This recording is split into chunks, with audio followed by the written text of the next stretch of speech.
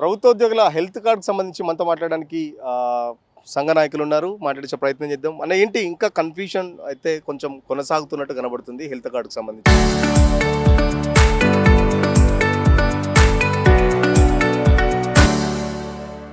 ఏం చెప్తారు? Health cards పైన ప్రభుత్వ పరంగా ఉద్యోగ సంఘాల టీజీఈ జేఏసీ పక్షాన కానీ జాయింట్ స్టాఫ్ కౌన్సిల్ పక్షాన కానీ పెద్దగా అంబిగ్యూటీ అయితే ఏం లేదు. కాకపోతే కింద ప్రాథమిక సభ్యుల లెవెల్కి అది క్లారిటీగా రిటర్న్ ఇన్స్ట్రక్షన్స్ చూడకపోవటం వల్ల అది ఇంకా ప్రభుత్వం నుంచి రాకపోవటం వల్ల అంబిగ్యూటీ ఉంది తప్ప మేమైతే క్లారిటీనే ఉన్నాం. నిన్న గౌరవ సిఎస్ గారు సమక్షంలో జరిగిన జాయింట్ స్టాఫ్ కౌన్సిల్ మీటింగ్లో జాయింట్ స్టాఫ్ కౌన్సిల్లో ఉన్న 9 సంఘాలు, టెంపరీ రొటేషన్లో ఉన్న 6 సంఘాలు, 15 సంఘాల అధ్యక్ష కార్యదర్శులతోటి, అదేవిధంగా ట్రస్టులో ఏదైతే సీనియర్ మోస్ట్ ఆఫీసర్స్ ఉంటారో వాళ్ళందరి సమక్షంలో నిన్న మీటింగ్ జరిగింది. అప్పటి వరకు 1.5 కాంట్రిబ్యూషన్ 50% గవర్నమెంట్ ఎందుకు కట్ చేశారు, జీవో ఇవ్వాలి, సర్క్యులర్స్ ఇవ్వాలి, ఇవ్వకుండానే ఎందుకు కట్ చేశారనే దాని మీద కొంత గందరగోళ పరిస్థితి అయితే బయట ఏర్పడది. అది ఏర్పడడానికి కారణం ఆ రోజు హాలిడే కావటం. హాలిడే రోజు సోషల్ మీడియాలో అందరు మా వాళ్ళు యాక్టివ్గా ఉండటం వల్ల కొంత దీనికి కొన్ని రాజకీయ పార్టీలు కూడా కొంత మమ్మల్ని బదనాం చేసే కార్యక్రమం ఉంది. కొంత మా ఉద్యోగ సంఘాలలో కొంతమంది అసంతృప్తివాదులు, నిత్యాసంతృప్తివాదులు ఉన్నారు. వాళ్ళు ప్రాథమిక సభ్యులుగా మాకు ఎవరికి ఆ ఇబ్బంది ఏం లేదు. ఉన్న మెయిన్ అడిగిన వాటిల్లో భార్యాభర్తలు ఉద్యోగులైనప్పుడు ఎవరికైనా ఇద్దరిది కట్ అయినాయి. ఇప్పుడు ఫస్ట్ టైం సాఫ్ట్వేర్ తయారు చేశారు కాబట్టి ఇద్దరిది కట్ అయింది. అదేవిధంగా పెన్షనరు, ఉద్యోగి ఇద్దరు భార్యాభర్తలు ఉన్నప్పుడు వారి ఇద్దరికి కట్ అయినాయి. అదేవిధంగా పోలీస్ శాఖ భద్రత కానీ ఎక్సైజ్ శాఖ సహాయత ఉంది, అవి ఇద్దరికి కట్ అయింది. ఈ కొన్ని టెక్నికల్గా ఉన్న ప్రాబ్లమ్స్ అవి క్లియర్గా సిఎస్ గారు చెప్పిండు. మన ఆప్షన్ ఉంటుంది. అసలు మాకు కావాలి ఈహెచ్ఎస్ స్కీమ్ కావాలనే డిపార్ట్మెంట్లు, చిన్న ఉద్యోగ సంఘాలు డిపార్ట్మెంట్ చాలా ఉన్నాయి. నిన్న యూనివర్సిటీస్కి అడిగితే వాళ్ళు దండలు తీసుకుని వచ్చారు, మాకు యూనివర్సిటీకి అవకాశం ఇచ్చారని. అదేవిధంగా కేజీబీ ఉంది, మోడల్ స్కూల్స్ ఉన్నాయి, రెసిడెన్షియల్ స్కూల్స్ కొన్ని ఉన్నాయి. వాటితో పాటుగా ఈ మార్కెట్ కమిటీ ఎంప్లాయీస్, ఐకేపీ వాళ్ళు ఉన్నారు, ఈజీఎస్ వాళ్ళు ఉన్నారు, అంగన్వాడీలు ఉన్నారు, ఆశాలు ఉన్నారు. చాలా ఇప్పుడు కవర్ చేసేది 7 lakhs ఎంప్లాయీస్కే ఫస్ట్ విడతగా. సెకండ్ విడతలో రావాల్సిన వాళ్ళందరూ కూడా మాకు కావాలని అడుగుతున్నారు. ఇందులో కొంతమంది మా దాంట్లో ఉన్న వాళ్ళు ఆప్షన్ కావాలి, మేము వద్దంటే దానికి కూడా ఓకే అన్నారు కమిటీ నుంచి. ఎవరికైతే ఇమీడియట్గా కట్ అయింది, ఆ కట్ అయింది 1000, 1500, 2000, 500 వరకు ఆ ఏరియాలో కట్ అయింది. అది మళ్ళీ ఫోర్ఫిట్ అవుతుంది, వద్దనుకున్న వాళ్ళకి బ్యాక్ అవుతుంది. సాఫ్ట్వేర్లో ఫస్ట్ కట్ అయింది. మనం పోయి సిఎస్ గారికి జాయింట్ స్టాఫ్ కౌన్సిల్ దాంట్లో క్లియర్గా హామీ ఇచ్చి సంతకాలు పెట్టి వచ్చాం. మేము హెల్త్ కార్డ్స్ ముందు ఇష్యూ చేయండి, మొడాలిటీస్ తయారు చేసేటప్పుడు ట్రస్ట్ కూర్చొని మాట్లాడుకుందాం అని చెప్పాం. దాన్ని బేస్ చేసుకొని మన ముఖ్యమంత్రి గారు ఉద్యోగుల మీద ఉన్న ప్రేమ మమకారంతో ఇది మాట్లాడితే కూడా మా వాళ్ళు మమ్మల్ని అనుమానించడం, సిఎస్ గారిని ప్రిన్సిపల్ సెక్రటరీ గారిని పిలిచి ఫైనాన్స్ కానీ జిఐడి కానీ హెల్త్ సెక్రటరీ గారిని పిలిచి మాటిచ్చాను, జూన్ 1, 2 or 12th లోపు కార్డులు ఇంప్లిమెంట్ కావాలని చెప్పిన నేపథ్యంలో ఇంకా అమౌంట్ కట్ చేయలేదంటే మీరు గవర్నమెంట్ ద్వారా ఇవ్వాల్సిన 44,50 కోట్ల మధ్యన గవర్నమెంట్ షేరు, ఎంప్లాయీ షేర్ ఇమ్మీడియట్గా కట్ చేసి ఇన్సూరెన్స్ లాగానే దీన్ని కూడా ట్రస్ట్ అకౌంట్లో వేయండి, ఇమ్మీడియట్గా కార్డులు ఇంప్లిమెంట్ చేసేదని ఆదేశాలు చేసిన మీదటనే సిఎస్ గారి నిర్ణయం తీసుకున్నారు. ఏదైనా మనం ఒక సినిమాకి వెళ్తాం, టికెట్ కొనుక్కొని సినిమాకి వెళ్ళాలి కదా, సినిమా చూసాక టికెట్ కొనడం ఎక్కడ ఉంటుందా? ఎనీ ఇన్సూరెన్స్ కంపెనీ, ఏదైనా ఇన్సూరెన్స్ కంపెనీ, బీపీ, షుగర్ ఏదున్నా మనకి 3 months 3 years తర్వాత ఇంప్లిమెంట్ అవుద్ది. ఇది అట్లా కూడా కాదు. మన 1వ తారీఖు శాలరీ కట్ అయింది, 2 నుంచి ఇంప్లిమెంట్ చేస్తూ ఉన్నారు. ఈరోజు కూడా గౌరవ ముఖ్యమంత్రి వర్యులు అక్కడ పరేడ్ గ్రౌండ్లో అనౌన్స్ చేశారు, హెల్త్ కార్డ్స్ మీద మేము నిబంధనతో కట్టుబడి ఉన్నామని. నిన్న సిఎస్ గారు కూడా మీ అందరికీ కావాలంటేనే ఇది కంటిన్యూ చేస్తాం, భారతదేశంలో అత్యున్నత హెల్త్ స్కీమ్గా దీన్ని తయారు చేద్దాం. ఇప్పుడు చాలా స్కీములు వచ్చినాయి, ఫెయిల్ అయినాయి. గతంలో ఇచ్చిన స్కీమ్ కూడా ఫెయిల్ అయింది. ఈ జీవోలన్నిటి కూడా మాడిఫై చేసి అందులో ఉన్న మెరిట్స్ అని తీసుకుందాం, డిఫెక్ట్స్ ఏమంటే తీసేద్దాం. విధి విధానాలు పూర్తి కాకముందుకే శాలరీస్ కట్ చేయడం పట్ల, అంటే శాలరీస్లో ఏదైతే 1.5 అని చెప్పేసి కట్ చేశారో కొంత ఉద్యోగుల్లో అసంతృప్తి ఉన్నమాట నిజమా కాదా? ఉన్నమాట వాస్తవం. అది కమ్యూనికేషన్ గ్యాప్ వల్ల అయింది తప్ప 1.5 శాలరీ కట్ అయిందంటే గవర్నమెంట్ ఆల్రెడీ కమిట్ అయినట్టు. ఇప్పుడు మనకు రైట్ ఉంది. ఈరోజు నాకు ఏదైనా వచ్చినా గవర్నమెంట్ 1.5 కట్ అయిందంటే నేను పాలసీ హోల్డర్ కింద వస్తాను ట్రస్ట్లో. అమౌంట్ మరి 2వ తారీఖు నుంచో 12వ తారీఖు నుంచో ఇంప్లిమెంట్ కావాలన్నప్పుడు కట్టాలి. ఈ నెల కాకపోతే ముఖ్యమంత్రి గారు గతం మీటింగ్లు చెప్పింది జూన్ శాలరీ జూలైలో అని చెప్పారు. కానీ కార్డులు ఇచ్చేది జూన్ 2కి ఇస్తున్నప్పుడు కార్డు కూడా జూలై 2కి మనం అడగాలి కదా. మనం జూన్ 2కి ఇచ్చేప్పుడు అమౌంట్ కట్టాలి కదా. మన షేర్తో పాటు గవర్నమెంట్ షేర్ కూడా నిన్న క్లారిటీగా చెప్పారు. 528 కోట్లు ఎంప్లాయీ షేర్ వచ్చినప్పుడు గవర్నమెంట్ షేర్ 528 కోట్లు వస్తుంది. ఈ అమౌంట్ సరిపోకపోతే అది ఎంతైనా 2,000 కోట్లైనా 3,000 కోట్లైనా గవర్నమెంట్ షేర్ ఇవ్వడానికి గవర్నమెంట్ సిద్ధంగా ఉంది. అది కూడా 1వ తారీఖు మా జీతాలతో పాటుగా అదే శాలరీ దాంట్లో ట్రస్ట్ అకౌంట్లో అమౌంట్ క్రెడిట్ అవుతుంది. ప్రైవేట్ హాస్పిటల్స్తో కూడా ఇంతవరకు మాట్లాడేదని ఒక అపోహ ఉంది. వాళ్ళకంత ఉత్సాహం అక్కర్లేదు కదా.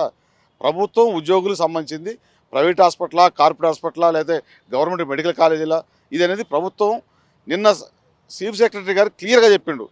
పూర్తి స్వేచ్ఛ, పూర్తి అధికారాలు ముఖ్యమంత్రి గారు ట్రస్ట్కి హ్యాండ్ ఓవర్ చేయడం జరిగింది. ట్రస్ట్లో 6 ఉద్యోగ సంఘాలు, 2 పెన్షన్ సంఘాలతో పాటుగా 8 మంది సీనియర్ మోస్ట్ ఐఏఎస్ ఆఫీసర్లు, సిఎస్ గారు చైర్మన్గా ఉంటారు. వాటిని కూడా మేము పెంచమని అడిగాం. ఉద్యోగ సంఘాల తరఫున ట్రస్ట్లో కొద్దిగా ఇంక్రీజ్ చేయండి, బార్గెనింగ్ పవర్ ఉంటుందని. ఇవన్నీ ఇది ఒక్కటే కాదు, ఇతర రాష్ట్రాల్లో ట్రీట్మెంట్కి కూడా అడిగితే సిఎస్ గారు నాకేం అభ్యంతరం లేదు, ఏ రాష్ట్రాల్లో ఇవ్వాలన్నా ఖర్చు పెరుగుతుంది, మీరు డిసైడ్ చేసుకోండి. అప్పర్ లిమిట్ కూడా 10 lakhs, 5 lakhs, 15 lakhs అనేది కుటుంబ సభ్యులు 4, 6 అనేది కూడా మన్నే డిసైడ్ చేసుకోమన్నారు. అది కూడా 3 రోజుల లోపుగా దాని హెల్త్ కార్డులు ఇష్యూ చేసే కార్యక్రమం ఉంటుంది. 5 days లోపు ట్రస్ట్ కమిటీని బయట పెడతాము, 10 days లోపు ఇంప్లిమెంట్ అవుతుందని చెప్పారు. కొంత అంబిగ్యూటీ ఉన్నమాట వాస్తవం, కానీ అంత ఇమీడియట్గా ఏదో మా సర్కారీ నౌకర్లు పోయినట్టుగా మన అమౌంట్ గవర్నమెంట్ తీసుకోలేదు, మన ట్రస్ట్ అకౌంట్లోనే ఉన్నాయి. సపోజ్ భార్యాభర్తలు ఇద్దరు గవర్నమెంట్ ఎంప్లాయీస్ అయితే ఇద్దరిది కట్ చేస్తారా, ఎట్లా ఉంటుంది ఆప్షన్? ఎట్లా ఉంటుంది? కట్ అయింది, కానీ ఇద్దరిలో ఎవరిదైనా మన ఆప్షన్ ప్రకారం ఒక్కళ్ళ అమౌంట్ మాత్రమే క్రెడిట్ అవుతుంది, మిగతా అమౌంట్ రిటర్న్ వచ్చేస్తుంది. అది మన ఆప్షన్. భార్యాభర్తలు ఎంప్లాయీ ఉన్నప్పుడు, పెన్షనరు ఉండి భార్య ఎంప్లాయీ ఉన్నప్పుడు కూడా వాళ్ళ ఇష్టం ఎవరైనా ఒకళ్ళు పెట్టుకోవచ్చు. తర్వాత సర్వీస్ పెన్షన్, ఫ్యామిలీ పెన్షన్ ఉన్నప్పుడు కూడా మన ఆప్షనే ఉంటుంది. అసలు ఇందులో ఉండాలన్నా వద్దనే దానికి కూడా ఆప్షన్ ఇవ్వమని చెప్పాం. ఉన్నవాళ్ళు బయటికి వెళ్ళొచ్చు, కానీ వన్స్ ఆప్షన్ రిజెక్ట్ చేస్తే మళ్ళీ ఇందులో ఎంట్రీ కావడానికి లేదు. ఎందుకంటే ఇంకా చాలామంది ఉద్యోగులు ఉన్నారు, కావాలని అడిగేవాళ్ళు, చిరుద్యోగులు ఉన్నారు, కలబడుతున్నారు, మాకు ఇవ్వండి, మమ్మల్ని అందులో చేర్చండి అని. పెద్ద పెద్ద ఉద్యోగులు డబుల్ శాలరీ ఉండి 2 లక్షలు, 1,00,000, 3 లక్షలు బేసిక్ ఉన్న వాళ్ళతోనే ఇబ్బంది వస్తుంది. వారిని కూడా మేము కాదంటలే. బయట ఇన్సూరెన్స్ చేసుకొని ఉన్నా, సెంట్రల్ గవర్నమెంట్ ఉద్యోగులు అయి ఉన్నా, ఎక్కడైనా టైఅప్ అయి ఉన్నా వాళ్ళు ఇందులో చేరకుండా ఉండొచ్చు. ఇప్పుడు అందరి శాలరీ కట్ అయింది, కట్ అయ్యి ఎక్కడికో పోలేదు. తెలంగాణ ప్రభుత్వం ద్వారా మన ట్రస్ట్లోనే ఉన్నాయి. డైరెక్ట్గా ఫైనాన్స్ సెక్రటరీ గారు, జిఐడి సెక్రటరీ గారు, హెల్త్ సెక్రటరీ గారు, రెవెన్యూ సెక్రటరీ గారు, అక్కడున్న ఎడ్యుకేషన్ సెక్రటరీ గారు, ప్రిన్సిపల్ సెక్రటరీ, వాళ్ళు అందరూ కలిసి చెప్పింది మీ అమౌంట్ వద్దని మళ్ళీ బ్యాక్ వస్తాయి. చిన్న ఒక బటన్ నొక్కడం ద్వారా వస్తాయి. ఇప్పటికీ చాలా మంది పెన్షనర్ సంబంధించి కూడా వైద్యం అందక చాలా మంది. సో పెన్షనర్స్ ఏమంటున్నారు మరి స్కీమ్ సంబంధించి? పెన్షనర్స్ వారు చాలా సంతోషంగా ఉన్నారు. కాకపోతే వారు మా సీనియర్లు, మేము కూడా రేపు పెన్షన్ అవుతాం, అందరూ అయ్యేటోళ్ళే. ఈవెన్ సిఎస్ గారు చెప్పిండు ఇంకా 30 రోజులు నేనే పెన్షన్ సంఘంలో జాయిన్ అవుతాను. వారికి ఇబ్బందులు ఉన్నమాట వాస్తవం. దానికే కొరకే స్పీడప్ చేసేది. ముందు ఇంప్లిమెంట్ చేయనివ్వండి, ట్రీట్మెంట్ స్టార్ట్ కానివ్వండి. వాళ్ళందరూ పెన్షనర్స్ ఎవరు కూడా కట్ అయిన దాని మీద అబ్జెక్షన్ పెట్టలే. పెన్షనర్ సంఘాలంతా కూడా, కాకపోతే వాళ్ళు పెన్షనర్ సంఘాలు మా 2 సంఘాలు ఉన్నాయి ట్రస్ట్లో. ఇంకొక 2 సంఘాలని, 2-3 సంఘాలను యాడ్ చేస్తే మేము మా ఇష్యూలు చెప్పడానికి మేము 3 lakhs మెంబర్స్ అనేది వారు కోరారు. దాన్ని కూడా ప్రస్తావించడం జరిగింది. అక్కడ చెప్పడం జరిగింది కొన్ని సంఘాలను పెంచండి అని. దీంతోపాటు జాయింట్ స్టాఫ్ కౌన్సిల్లో కొన్ని సంఘాలు పెంచండి, రికగ్నేషన్ ఇవ్వండి, ఇవన్నీ నడుస్తున్నాయి. కానీ కొన్ని ఇక్కడ సోషల్ మీడియాలో కొంతమంది, కొన్ని ఛానల్స్ అంటే వెబ్ ఛానల్స్, కొన్ని రాజకీయ పార్టీలకు సంబంధించిన వాళ్ళు, మా ఉద్యోగ సంఘం, వీటిని వాళ్ళని రిక్వెస్ట్ చేస్తున్నాం, కొద్దిగా వెయిట్ చేయండి. మేము ఏదైనా తప్పు చేస్తే ఓకే, కానీ మొన్న కట్ చేసింది జేఏసీకి కానీ జాయింట్ స్టాఫ్ కౌన్సిల్ కానీ ఎవరికి కూడా సీఎం గారు ఆదేశాల మేరకు మన కోసమే. నేను చెప్పాను ఇంప్లిమెంట్ చేయాలి, ఇంకా 2-3 నెలలు గడువు కావాలని అధికారులు కోరిన మొడాలిటీస్ కోసం నో నథింగ్ డూయింగ్, మీరు కంపల్సరీ 2వ తారీఖు నుంచి ఇంప్లిమెంట్ కావాలి, ఇంకా కావాలంటే 10 days తీసుకోండి, అంతకంటే ఎక్కువ తీసుకోవద్దని చెప్పారు. విధి విధానాలకు సంబంధించి ఇప్పుడు మీరు అన్నట్టు కుటుంబ సభ్యులు ఎంతమందిని చేర్చుకోవాలి, లేకపోతే ఎంత లిమిట్ అనేది ఒక సపోజ్ ఒక కుటుంబంలో ఒకరు యూజ్ చేసుకున్న వెంటనే మళ్ళీ ఎట్లా ఉండబోతుంది దానికి సంబంధించి? విధి విధానాలు కూడా నిన్న గౌరవ సిఎస్ గారిని అడిగినప్పుడు, మీరు 4 ఉంటే 4, 2 ఉంటే 2, 6 ఉంటే 6 ట్రస్ట్ ఫైనల్ చేద్దాము. అమౌంట్ అప్పర్ లిమిట్ కూడా 10 లక్షల, 15 లక్షల, ఒక్కరికి 1 టైమా, ఇవన్నీ కూడా మన ఇష్టం. దానివల్ల ఎక్స్పెండిచర్ ఇంక్రీజ్ అవుతుంది. ఇంక్రీజ్ అయినప్పుడు ఆటోమేటిక్గా మన 1.5, 2.5 అయింది. మనం ఇవన్నీ కంట్రోల్ చేసుకుంటే 1.5 1 అయింది. అదంతా గవర్నమెంట్ సైడ్ నుంచి వారు ఎంత ఇవ్వడానికి కూడా సిద్ధంగా ఉన్నారు. మన 1 వీక్లో మొత్తం కూడా కంప్లీట్ చేస్తా అని చెప్పారు. అమౌంట్ కూడా ఒకవేళ పెరిగితే ఇప్పుడు 1058 కోట్లు ఇప్పుడు ట్రస్ట్కి వస్తాయి. 2000 కోట్లు అయ్యేది ఉంటే మనది 1.5 ఆటోమేటిక్ ఇంక్రీజ్ అయ్యింది. అదే 1058 కోట్లు 500 కోట్లు అయినప్పుడు ఇది 7.75 అయ్యింది. ఇవన్నీ కూడా విధి విధానాలు అన్నీ కూడా వన్స్ కూర్చొని ఇప్పుడు వచ్చిన జీవోలన్నీ అది 183 కావచ్చు, కొన్ని జీవోలు వచ్చి ఉన్నాయి కొన్ని. ఆ జీవోలన్నింటినీ కూడా ఇంతకుముందు ఫెయిల్ అయినాయి కాబట్టి సక్సెస్ అయ్యే విధంగా వాటిని మాడిఫై చేసి ఇతర రాష్ట్రాల్లో ఉన్న జర్నలిస్టులు కావచ్చు, మిగతా చాలా చోట్ల హెల్త్ స్కీమ్స్ ఉన్నాయి. కొన్ని పెద్ద పెద్ద మల్టీనేషనల్ కంపెనీది కూడా మెన్షన్ చేసిండు సిఎస్ గారు. అన్ని చోట్ల ఎక్కడెక్కడైతే సక్సెస్ అయినాయో దాన్ని చూసి వాటన్నిటిని ఇందులో ఇన్కార్పొరేట్ చేసి ఇండియాలోనే బెస్ట్ హెల్త్ స్కీమ్గా తయారు చేయడానికి మేము ప్రయత్నం చేస్తున్నాం. అందులో మీరే దాన్ని గైడ్లైన్ చేయాలి. రిటర్న్గా ఇవ్వమని అడిగారు. మామూలుగా డౌట్ ఉంది ఎన్నిసార్లు అడుగుతారు అని. అది కొత్తగా పెట్టే స్కీమ్ అయితే చాలా ఇబ్బంది అవుతుంది. పాత ఆల్రెడీ ఫెయిల్ అయి ఉన్నాయి హెల్త్ కార్డ్స్ ఇచ్చిండి. డేటా ఉంది వాళ్ళ దగ్గర. డేటాలో కూడా మా వాళ్ళకి చాలామందికి టెక్నికల్ అబ్జెక్షన్స్ ఉన్నాయి. మేము అందులో ఫీడ్ చేయగానే తల్లిదండ్రుల పేర్లు లేవు, తర్వాత ఫోటోలు అడుగుతున్నారు. ఇట్లా టెక్నికల్ సాఫ్ట్వేర్ ఇప్పటికప్పుడు అప్డేట్ అవుతుంది. ఇండివిజువల్గా మనం చేసుకోవాలి. ఎన్ని రోజులు చేసుకుంటాం, పెద్ద పనేం కాదు. ఒక హెచ్ఓడిలోనో డీడీఓలో కేడర్లోనో చేసుకోవచ్చు. మా వాళ్ళు డీడీఓ పర్మిషన్ లేకుండా చేశారు. గవర్నమెంట్ లెవెల్లో ఎవరి కోసం చేశారు డీడీఓ పర్మిషన్ లేకుండా? మన కోసమే కదా, మన అకౌంట్లోనే వేశారు కదా. కొంత మా వాళ్ళకి ప్రాథమిక సభ్యుల లెవెల్లో వాట్సాప్లో అడిగే ప్రశ్నలకి తప్పు లేదు, వాళ్ళకి డౌట్ ఉన్నమాట వాస్తవం. అది క్లారిటీ రాలేదు. కానీ నిన్న చీఫ్ సెక్రటరీ గారి జాయింట్ స్టాఫ్ కౌన్సిల్ జరిగిన మీటింగ్ ద్వారా పూర్తిగా క్లారిటీ వచ్చింది. ఎవరికి డౌట్ లేదు అది. సో ఫైనల్గా చెప్పండి, ఈ గందరగోళం అంతా కంప్లీట్ అయ్యి ఒక ఎంప్లాయీకి హెల్త్ కార్డ్ ఎప్పుడు చేతిలో ఉంటుంది, తను ఎప్పుడు ప్రైవేట్ హాస్పిటల్కి వెళ్ళి ట్రీట్మెంట్ పొందే అవకాశం ఉంది? మా జేఏసీ నుంచి కానీ గెజిట్ అధికారుల తరఫున కానీ మేము ఎక్స్పెక్ట్ చేసేది ఈ నెలాఖరు వరకు కొంత అంబిగ్యూటీ ఉంటుంది. ఏ హాస్పిటల్స్, కార్పొరేట్ హాస్పిటల్సా లేకపోతే మెడికల్ కాలేజీలా, ప్రైవేట్ హాస్పిటలా, ఆరోగ్యశ్రీ ట్రస్ట్ అనేది కొంత ఉంటుంది. కానీ జూలై 1 నుంచి వస్తుంది. 2-3 మంత్స్ అయితే గ్యారంటీగా ఏదైనా కొంత ట్రాన్స్మిషన్ లాస్ ఉంటుంది, గందరగోళ పరిస్థితులు ఉంటాయి. ఇవన్నీ సెట్ కావాలంటే ఇది ఈ రోజుతో క్లోజ్ అయ్యే స్కీమ్ కాదు, మాతో క్లోజ్ అయ్యేది కాదు. అది కాకుండా మా సిపిఎస్ ఉద్యోగులు ఉన్నారు, వారిది ఇంకా పెద్ద సమస్య. మాకు పెన్షన్ లేదు, ఎట్లా వస్తుంది అనేది చాలా ఆందోళనకు గురవుతున్నారు. ఇక ఉన్న ఎంప్లాయీస్లో 60-70% ఉన్నారు. ఒక 3000 మంది రిటైర్ అయ్యారు కూడా. వాళ్ళ క్లియర్గా సిఎస్ గారు చెప్పిండు, లాస్ట్ బేసిక్ పే తీసుకుంటాము, దాని మీద అందరితో పాటుగా అదే పర్సంటేజ్ కట్ చేస్తాము. మీరు ప్రతి నెల ప్రీమియం కట్టుకోవచ్చు, 12 మంత్స్ది ఒకసారి కట్టుకోవచ్చు, టోలేజ్ది కట్టుకోవచ్చు. దానికి కూడా గ్రేస్ పీరియడ్ 3 మంత్స్ ఇస్తాం ల్యాబ్స్ కాకుండా. దాంట్లో ఇబ్బంది పడాల్సిన పని లేదనేది ఎక్కువ మంది మా ఎంప్లాయీస్ ఆందోళన పడేది సిపిఎస్ ఎంప్లాయీస్. వాళ్ళకు కూడా మేము ఆలోచించేది కూడా మాకంటే ఎక్కువ ఉంది. మా పిల్లలు, మా కింద జనరేషన్ మొత్తం సిపిఎస్ కాబట్టి వాళ్ళది కూడా ప్రత్యేకంగా దృష్టి పెట్టి అవసరమైతే ట్రస్ట్ మెంబర్లలో తీసుకున్న తర్వాత వాళ్ళని సిపిఎస్ వాటి వరకు సపరేట్ కూడా ఆలోచించడానికి కూడా అడిగాం సిఎస్ గారిని. అది ఆయనకు గుర్తుంది, నాకు తెలుసు. అది సిపిఎస్ దాని మీద అస్సలు ఆందోళన పడద్దని సిఎస్ గారు చెప్పారు. మాకైతే నమ్మకం ఉంది. కొంత అంబిగ్యూటీ ఉంటుంది, ఒక 2-3 మంత్స్ స్ట్రీమ్ లేని గ్యారంటీగా అవుతుంది. ఇంతమంది అంటే 7 లక్షల మంది అంటే కుటుంబాలు సుమారుగా 7x5 వేసుకున్నా ఒక 35 lakhs పబ్లిక్ ప్రజలకి ఉద్యోగం అంటే మా ఫ్యామిలీ మెంబర్లు కలిపితే ఉన్నది. ఇంత చిన్న ఇష్యూ అయితే కాదు. ఇందులో సాధ్యాలు, ఇంప్లిమెంటేషన్లో ప్రాబ్లమ్స్, టెక్నికల్ ప్రాబ్లమ్స్ ఇవన్నీ ఉంటాయి.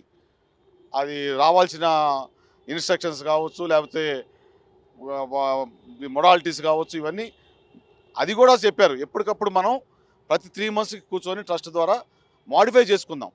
ఎక్స్పెండిచర్ పెరుగుతుందా తగ్గుతుందా అనేది అంతా మా ఉద్యోగులు, ఉపాధ్యాయులు, కార్మికులు, గెజిటర్లు, ముఖ్యంగా మా పెన్షనర్లు, వర్కర్స్ అందరినీ కోరేది ఒకటే.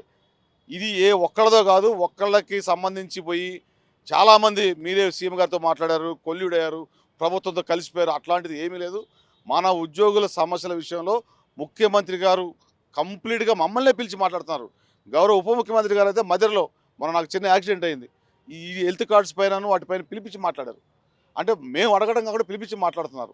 కొంత ఆర్థిక ఇబ్బందులు, బిల్స్ రావడం లేట్ ఉండొచ్చు, కొన్ని సమస్యల్లో మనం టైం ఇవ్వచ్చు. కానీ వీటిల్లో టీజీఈ జేఏసీగా, ఉద్యోగ సంఘాలుగా, జాయింట్ స్టాఫ్ కౌన్సిల్గా ముఖ్యమంత్రి గారు చెప్పిండు, మీ అస్తిత్వం, మీ ఉనికిని కాపాడుకోండి. మనం సెక్రటేరియట్లో బాహుబలి గేట్ దగ్గర ధర్నా చేయగలిగాం. సెక్రటేరియట్ 6th floor ఎవరైనా ఎక్కారా? బాహుబలి గేట్ దగ్గర చేస్తే కూడా ముఖ్యమంత్రి గారు ఏమనలే. ఓకే కానివ్వండి, చెప్పండి మీ సమస్యలు ఏమన్నా నేనేగా తీర్చాలనేది. మనం ఎవరిని అడగాల? గౌరవ ముఖ్యమంత్రి గారిని, ఉప ముఖ్యమంత్రి గారిని, చీఫ్ సెక్రటరీ గారిని, ఫైనాన్స్ సెక్రటరీ, జీఏడీ సెక్రటరీ వారి సమక్షంలోనే అన్నీ చెప్పారు.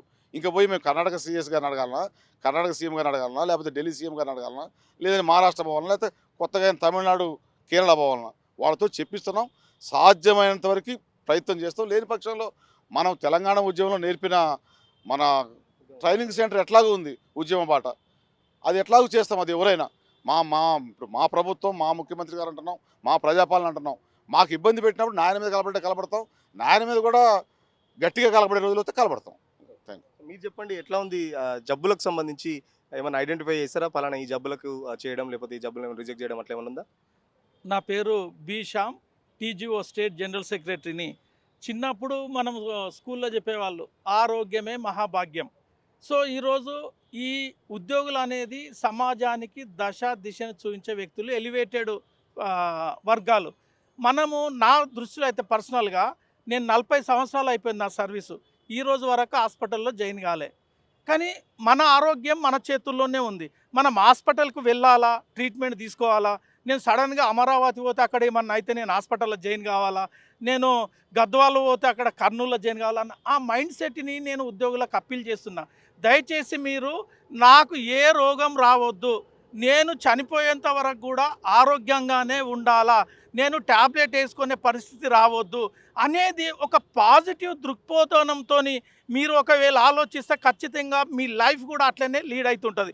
ఎందుకంటే చిన్న చిన్న బీపీ అవి వేసుకుంటాం, కానీ మేజర్ ఇష్యూస్ అనేది నీ చేతుల్లోనే ఉంది.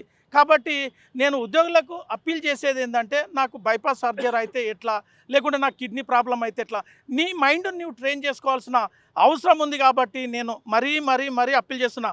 ఇంతకుముందు మా అధ్యక్షుల గారు చెప్పిన ఏలూరు శ్రీనివాసరావు గారు చాలా విషయాలు, మరి వాటి జోలికి పోకుండా రాష్ట్ర ప్రభుత్వం గౌరవ ముఖ్యమంత్రి గారు మే 2వ తారీఖు కూడా చాలా స్పష్టంగా చెప్పిండ్రు, మీ సమస్యలు ఏదున్నా మేము సాల్వ్ చేస్తామని. ఏ పెద్ద ప్రాజెక్టు తీసుకొచ్చినా అది పైలట్ ప్రాజెక్టుగా ఉన్నప్పుడు ఎన్నో లోటుపాట్లు జరుగుతుంటాయి లాంచ్ చేసే ముందు. ఇది కూడా అంతే. మరి దాదాపు 20 సంవత్సరాల నుంచి చాలామంది ఉద్యోగులు ఎదురు చూస్తున్నారు. పర్టికులర్గా పెన్షనర్స్ చాలామంది హ్యాపీగా ఉన్నారు. ఈరోజు మాకే కొన్ని వందల ఫోన్ కాల్స్ వచ్చినాయి, అన్న కనీసం 20 ఏళ్ళ కన్నా మీరు సాధించిండ్రు ఇప్పుడున్న ఉద్యోగ నాయకులు అని అంటున్నారు. సో ఈరోజు ఎదురు చూస్తున్నారు. రోగాలు వస్తున్నాయి, కానీ మిగతా కొద్దిమంది ఉన్నారు 80-90 సంవత్సరాలైనా still they are working very actively. So ఒక పాజిటివ్ మోడ్తో పనిచేద్దాం. మనం హాస్పిటల్కి పోవద్దు, నేను ఆరోగ్యంగా ఉండాలా, మంచిగా పనిచేద్దాం. నీ ఆరోగ్యం, నీ పిల్లలు, ఎట్ ది సేమ్ టైం రాష్ట్రానికి కూడా అదేవిధంగా ఆరోగ్యవంతమైన తెలంగాణను సాధించుకోవడంలో మనం అందరం ఉందామని ఆశిస్తున్నాను. Thank you.